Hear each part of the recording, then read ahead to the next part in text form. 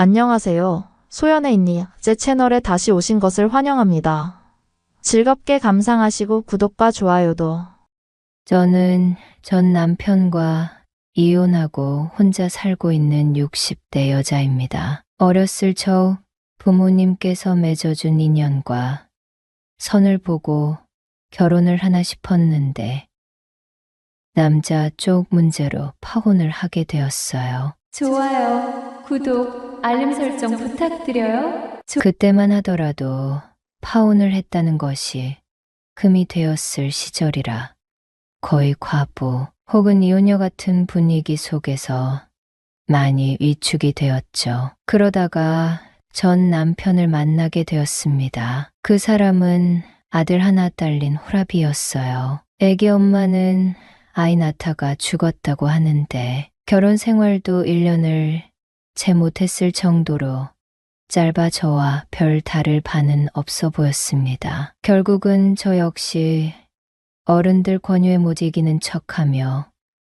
결혼을 결정했어요. 전 남편의 아이는 제가 결혼했을 때 가토를 넘겼을 정도로 갓난쟁이였습니다. 막 걸음마 떼고 말을 배우지도 못했을 정도였어요. 그 덕분에 저를 친엄마 이상으로 생각했고 또 잘 따랐습니다. 저 역시 제 배 아파 낳은 자식은 아니지만 아들에게 마음이 갈 수밖에 없는 상황이었고요. 전 남편은 제가 살던 동네에서 아주 소문난 부잣집 아들이었습니다. 작은 사업을 하다가 어느 날 급물살을 타서 급격히 부자가 되었는데 전 시아버지께서 투자도 잘하셨다 하더군요. 덕분에 저도 결혼하고 나서부터는 남부럽지 않게 호화로운 생활을 누렸습니다. 일할 필요도 없이 돈 걱정 하나 하지 않고 아들을 키우는 데에만 집중했어요. 아들도 부족함 없이 사랑만 듬뿍 받고 자라서 그런지 아주 바람직한 청년이 되더군요. 문제는 아들이 남편을 닮아 외적으로 그렇게 빼어난 편은 아니라는 점이었습니다. 그래도 키는 큰 편이라 대학교만 들어가면 여자들이 따를 거라 항상 아들을 위로해주곤 했었는데요. 우려했던 게 현실이 되었고 아들은 군대를 가기 전까지도 여자 손 한 번 못 잡아 본 상태였습니다. 그렇다 보니 매일 아들은 엄마, 내가 대체 뭐가 부족한 걸까? 외모하면서 스트레스를 받아 했어요. 아들은 거의 집 밖에도 잘 나가지 않으려고 할 정도로 우울증이 극심했는데요. 지금 생각해보면 그때 저희 아들은 대인기 피증에 걸린 게 아니었을까 싶었습니다. 당시에는 그런 병명을 제대로 알지 못해서 그냥 서투르게 위로를 해줄 수밖에 없었어요. 엄마 된 마음으로 안쓰러워 매일 잠들어 있는 아들 얼굴도 쓰다듬고 손도 잡아주면서 상태가 나아지기만을 기다렸는데요. 어느 날 아들이 먼저 저에게 신호를 보냈고 그만 아들과 하룻밤을 보내게 되었습니다. 처음은 그렇게 서로 자인 듯 타인 듯 시작되었지만 그 다음부터는 서로가 서로를 원하기 시작했습니다. 아들도 휴학계를 내고 군대를 갈 준비를 하고 있었던지라 자주 밤을 함께 보내며 즐거운 시간을 보냈죠. 어느 순간부터는 죄책감 같은 것도 사라지고 쾌락만 남은 관계가 되었습니다. 그렇다고 해서 엄마 노릇을 제대로 하지 않았던 건 아닙니다. 군대를 간 후에도 틈이 날 때마다 연애, 외박, 휴가 때 데리러 가고 살뜰히 살폈어요. 물론 그 와중에도 외로워하는 아들을 받아주었습니다. 그러다 남편이 잠든 줄 알고 아들과 함께 있었는데 그만 들키고 말았어요. 벙찐 남편은 지금 제정신이냐며 울분을 터뜨렸고 솔직히 저도 그때는 할 말이 없더군요. 남편은 저에게 어떤 변명도 원하지 않았습니다. 제가 뭐라 말할라 치면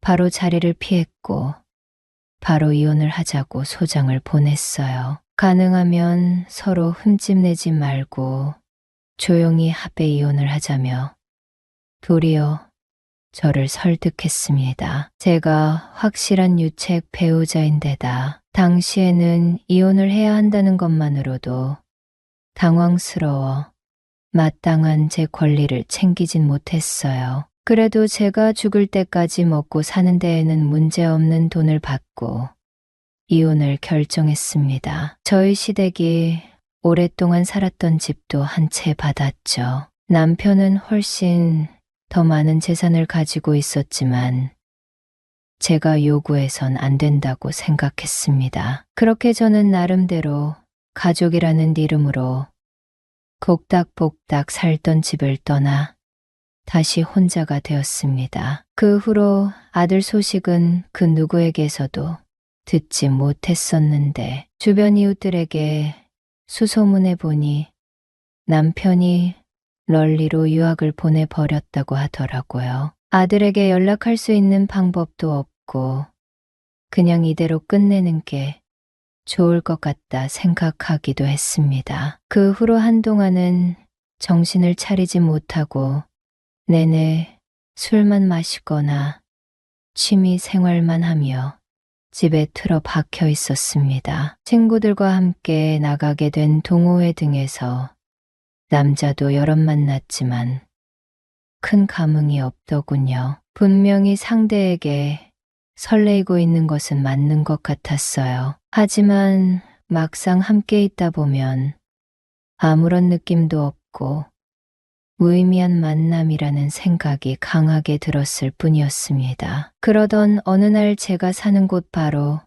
옆집으로 한 젊은 총각이 이사를 왔습니다. 나름 부촌 주택가라 20대 청년이 살만한 곳은 아닌데도 혼자서 사는 것 같더군요. 마주치면 꾸벅 90도로 고개 숙여 인사할 정도로 바른 청년이었습니다. 솔직히 처음 봤을 때에는 제 아들을 보는 것 같아서 가슴이 시릴 때도 있었어요. 평소 같았으면 인사만 하고 지냈겠지만 아들 같은 마음에 절로 눈이 갔고 서로 왕래하고 도움도 주면서 잘 지내게 되었습니다. 저는 총각을 볼 때마다 제 아들을 떠올렸습니다. 갓난쟁이 아일 때부터 군대까지 보냈을 정도로 지극정성으로 키운 아이니까요. 여러분은 써리모의 영상을 재미있게 듣고 계십니다. 아들과 밤을 지샌 적도 많았지만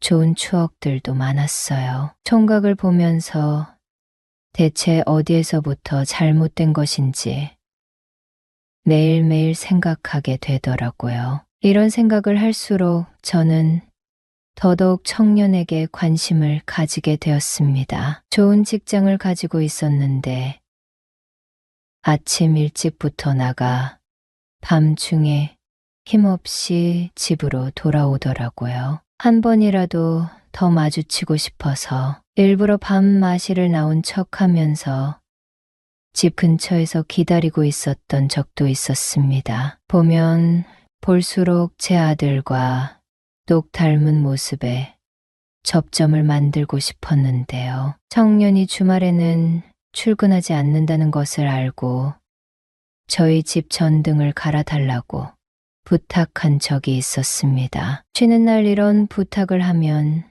싫어하는 기색을 보일 법도 한데 청년은 저희 집에 와서 먼저 전등을 확인하고 직접 공구상에 가서 사오기까지 했습니다. 알려주면 제가 사오겠다 해도 극구 거부하고 젊은 제가 다녀와야죠. 그냥 집에서 쉬고 계세요. 금방 와요. 하면서 뛰어가기도 했습니다. 날씨가 슬슬 추워지고 있어서 후드티 같은 것을 껴입고 있었는데요. 전등을 갈면서 거치적거린다고 안에 입었던 얇은 흰 티셔츠 한 장만 빼고는 다 벗어 두더라고요. 순간적으로 심장이 쿵 하고 내려앉는 것 같았습니다. 그때까지는 잘 몰랐는데 평소 운동을 열심히 한 건지 몸이 굉장히 좋았습니다. 의자가 흔들거린다는 핑계로 잡아주면서 힐끔 봤는데 복근까지 있더라고요. 뭔가를 기대한 건 아니었어요. 그냥 은근히 가까이 지내고 싶다는 제 욕심에 그렇게 관심을 가지고 있었던 것인데요. 청년은 아무것도 모르는 채 정말 착하게도 제 부탁이면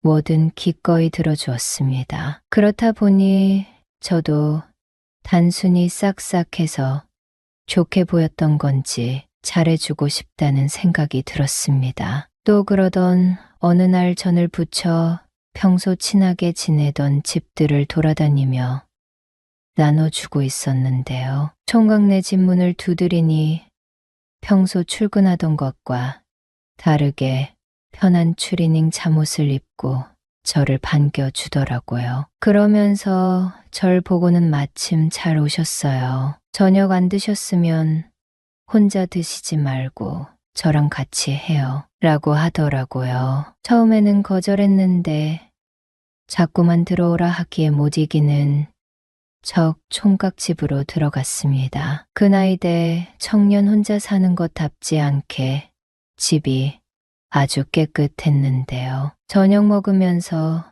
이런저런 이야기를 나누게 되었습니다. 총각네 집도 꽤 잘 사는 집이었는데 오히려 그래서 부모님 사랑을 잘 못 받고 자랐다 하더군요. 어렸을 때부터 부모님께서 좋은 성적, 학업, 취업까지 모두 통제하려 해서 지금은 혼자 나와 살게 된 거라고 했습니다. 지금은 번듯한 직장도 가지고 있고 더 이상 부모님 뜻에 휘둘리지 않고 싶다고 하더군요. 저도 순간 아들 생각이 나서 나도 아들이 있었어. 지금은 이혼하고 못 보게 됐지만 총각 보니 우리 아들 생각이 많이 나네 하고 솔직하게 말해버렸습니다. 그랬더니 총각은 결혼을 하셨던 줄 몰랐어요. 지금까지 그냥 혼자 지내시는 분인 줄 알았네요. 하면서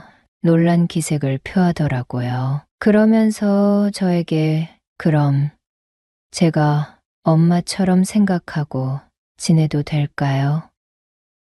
저도 많이 외로워요. 사랑할 줄도 받을 줄도 모르거든요. 라는 제안을 하는 겁니다. 저도 좋다고 대답하고 밥 먹으면서 반주를 한두 잔 함께 했습니다. 어느 정도 술이 들어가면서 서로 더 솔직해졌는데 갑자기 청년이 사실 저는 엄마 같은 여자가 제 취향이에요. 엄마 사랑을 많이 못 받고 자라서 그런가 하면서 저를 지그시 쳐다보는 겁니다. 저도 순간 마음이 동했고 그렇게 자연스럽게 저희 두 사람은 함께 있게 되었습니다. 알게 모르게 서로 끌렸다는 것을 숨겼나 봅니다. 전혀 어색하지도 부끄럽지도 않았거든요. 그 후로 총각은 매일 저희 집에 찾아오고 있습니다. 처음에는 이런저런 핑계를 대더니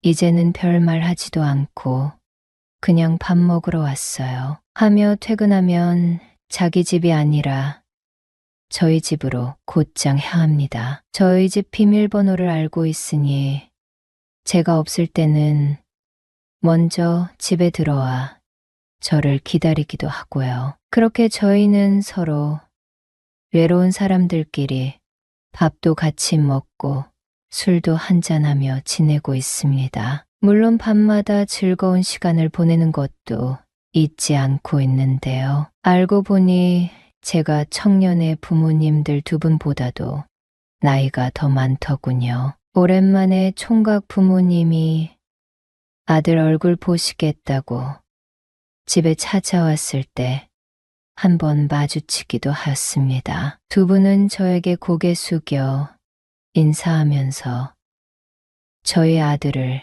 잘 돌봐 주신다고요. 정말 감사합니다. 하면서 감사 표현까지 하셨습니다. 전 남편에게 아들과의 관계를 들키기 전처럼 가슴이 뜨끔했지만 그냥 모르는 척 했어요. 이대로 또 총각과의 관계를 놓아버리긴 싫었으니까요. 그렇게 자연스럽게 집을 합친 듯 아닌 듯 지내다 제가 총각에게 엄마라고 불러줄래? 하고 물어봤습니다. 총각은 이번에도 싫은 기색 하나 없이 엄마 하고 부르면서 제 품에 안기더라고요. 저는 총각에게서 아들을 떠올리고 있지만 저를 그저 엄마 같은 사람으로 여기는 건 싫을 줄 알았습니다. 그런데 총각이 저를 엄마라고 부르는 순간 가슴 속이 뜨거워지더라고요. 지치고 힘든 날에도 엄마라고 부르면서 저와 함께하는 총각을 보면 하루 피로가 다 날아가는 듯한 느낌이 듭니다. 하지만 동시에 이런 걱정이 들어요. 총각은 여전히 20대 후반 젊고 푸릇푸릇하며 직업과 집안까지 좋으니 언제든 떠나갈 수 있는 사람이라고요. 여자친구가 생기고 결혼의 가정을 이루면 저 같은 건 쳐다도 봐주지 않을 거라는 걸 알고 있습니다. 물론 저도 아직 여생이 길겠죠. 그런데 총각이 떠나고 나면 또 다시 저에게 비슷한 기회도 오지 않을 것 같아서 두렵습니다. 제 나이대와 비슷하고 마음 맞는 사람 만나 새 살림 꾸리는 게 가장 좋겠지만 이제는 제가 그런 관계에 만족감을 얻지 못하는 것 같아요. 총각이 젊고 또 부족한 부분 없이 자라 언제 저를 떠날지 몰라 요즘은 우울하기까지 하네요.